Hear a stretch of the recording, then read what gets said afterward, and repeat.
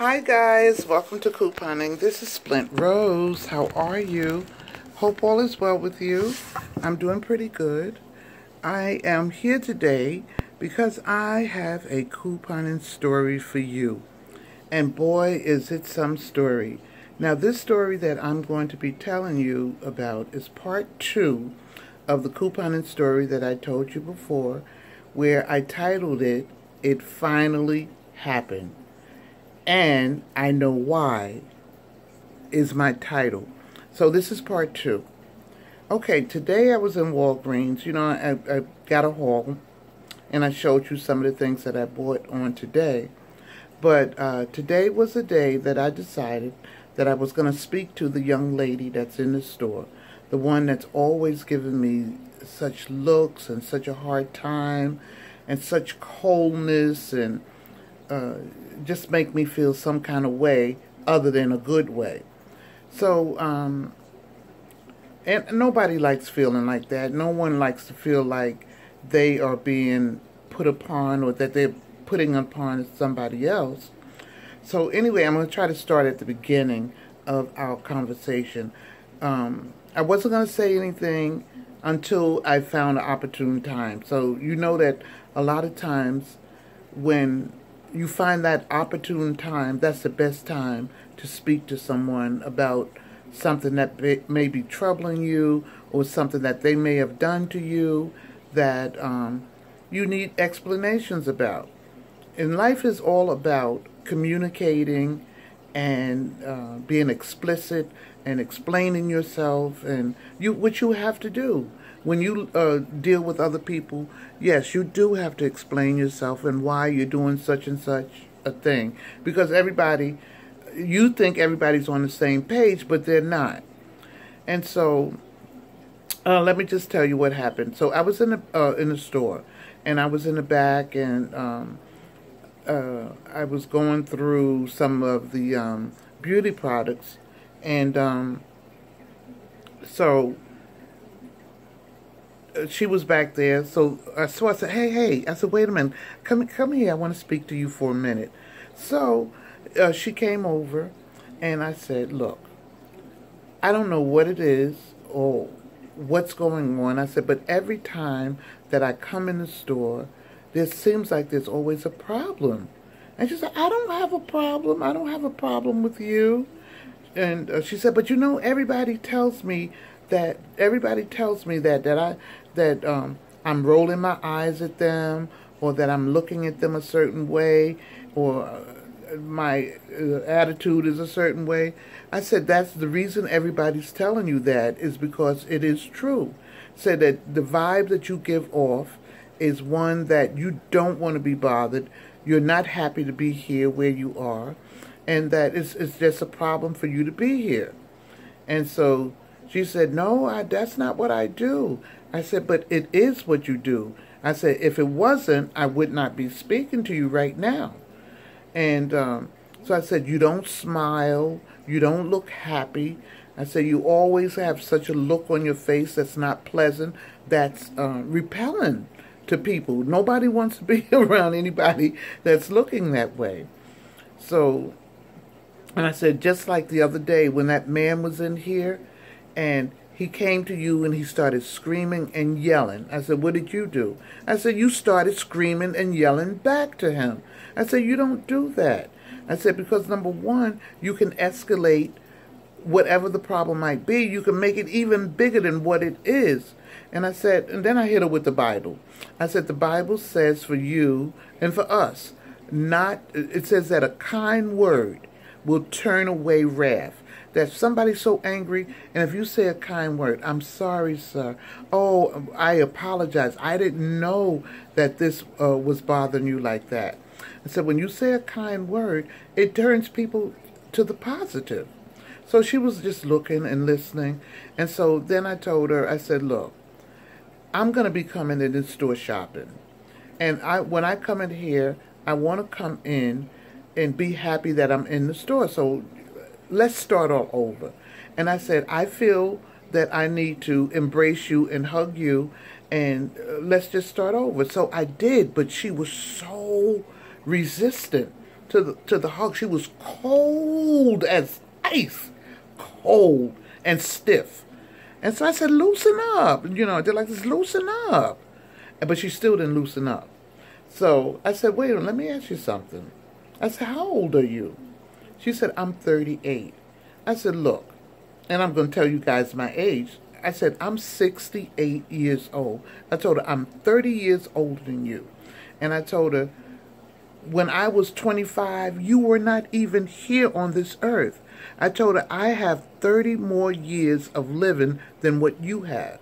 And that if I'm saying something to you, it must be that there is a problem. And I've identified that there is a problem. And so she said, yeah, okay. I said, wait a minute. I said, are you married? And she said, yes. And then I said, well, you must be cold as ice to your husband. I said, well, how are you with your husband? Honey, that was the secret word that got to this lady. That girl bust out crying. She was crying like a newborn baby. So I'm looking, I said, well, what's the matter? I said, well, what's going on? I said, are you still with your husband? She said, yeah, yes. I said, okay. I said, but what's going on? Because I thought I had to apologize because of what, I was telling her she was cold as ice. But, so she was crying and she was saying that he's there, but it's like he's not there, that they're going through something. So I said, is he messing around? She said, yes, he has a girlfriend. And I don't know all of the details, but she did say that her husband, has another woman, and he does not pay her any mind. I said, okay. I said, wait a minute. Let me ask you a question. I said, does he take care of his family? And she said, well, he takes care of the children. So that means to me he doesn't take care of her. So I asked her, I said, so he still lives there in the house with you? And so she said yes. So I said, oh, I'm so sorry. I told her, I'm really, really sorry. I asked her, I said, well, what kind of things do you do to keep yourself occupied? So she told me that the only thing she does is go to school. I said, well, you need to get with a woman's group. You need to go to church. That way you can talk to people. And I said, you don't need to punish yourself by being in the house with him. You know he's messing around. And you're still there with him, like that. I said, you can't just be up in there punishing yourself like that. That now you know he's doing this and you're there with him. Some women would go off and do some terrible things, but thank God she's not going off. So all the while I'm talking to her, this girl is crying her eyes out. I told her, anything I can do for you, let me know. I asked her where she lives, and lo and behold, she lives where I live. She lives on the other side over across the way, which is several blocks away from me, but it's the same town of Massapequa. She lives in Massapequa as well. So I told her that, I would help her in any way that I could. However, I'm saying to you, I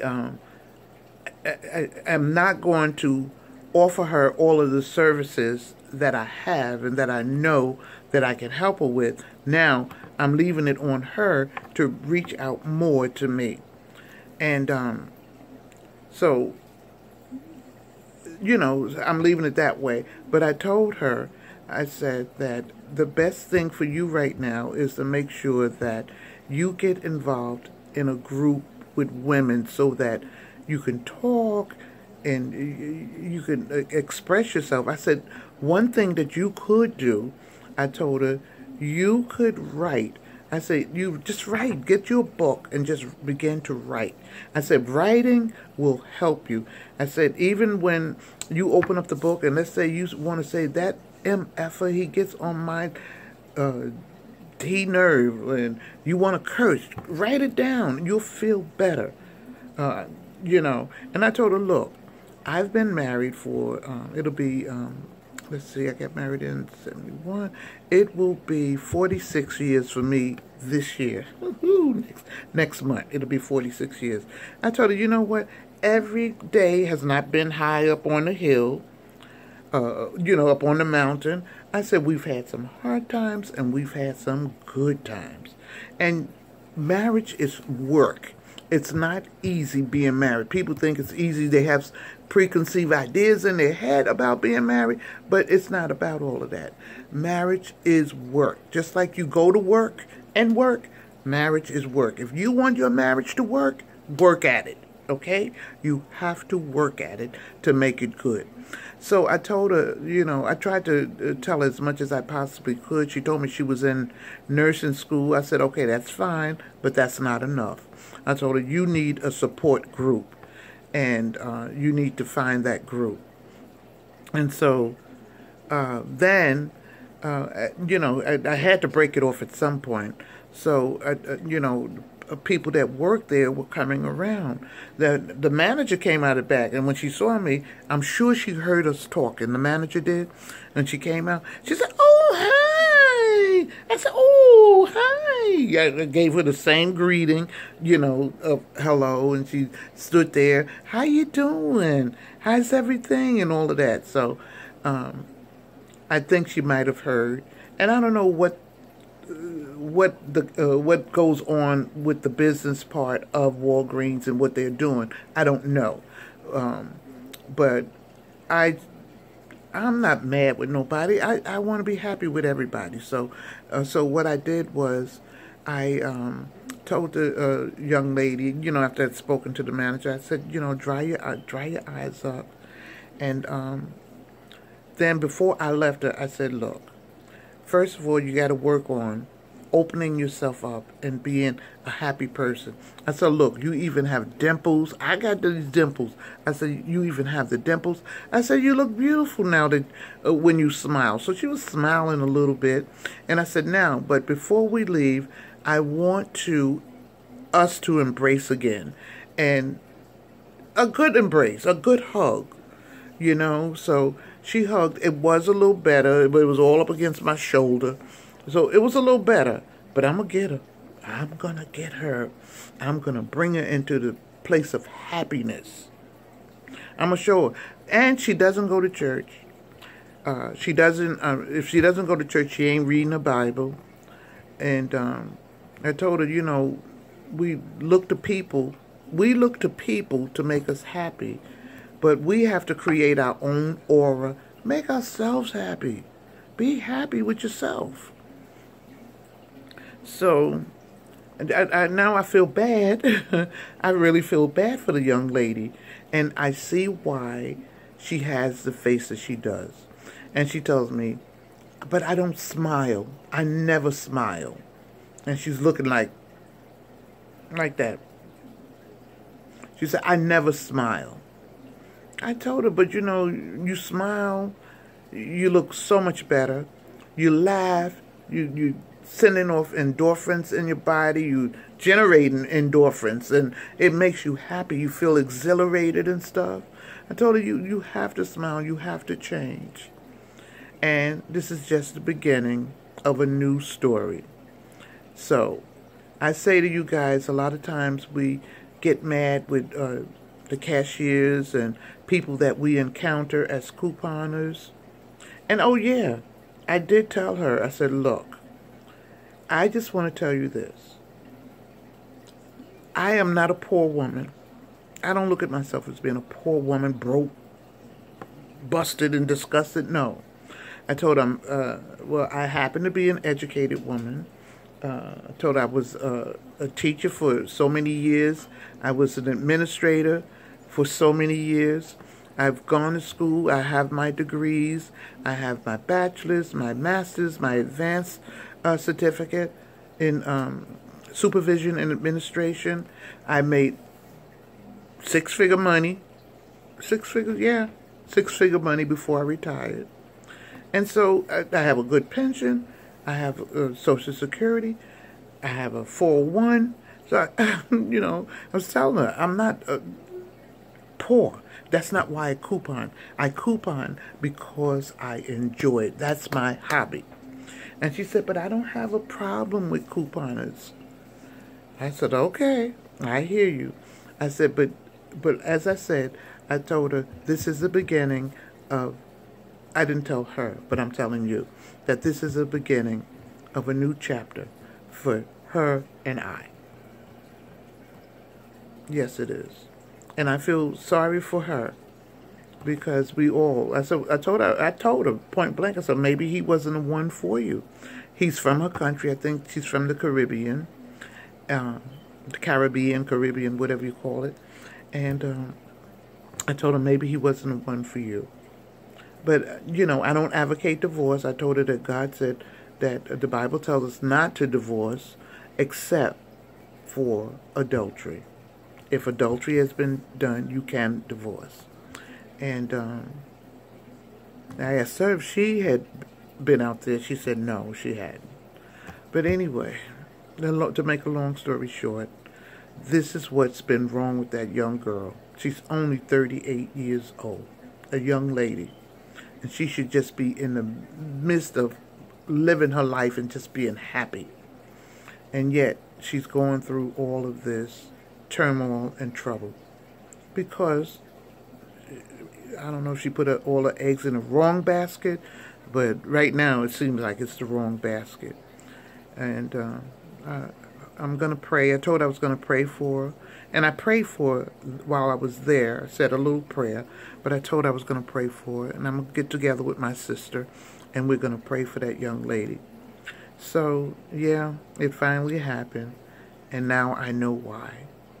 Okay, guys. Thank you for joining me. Remember, have fun shopping.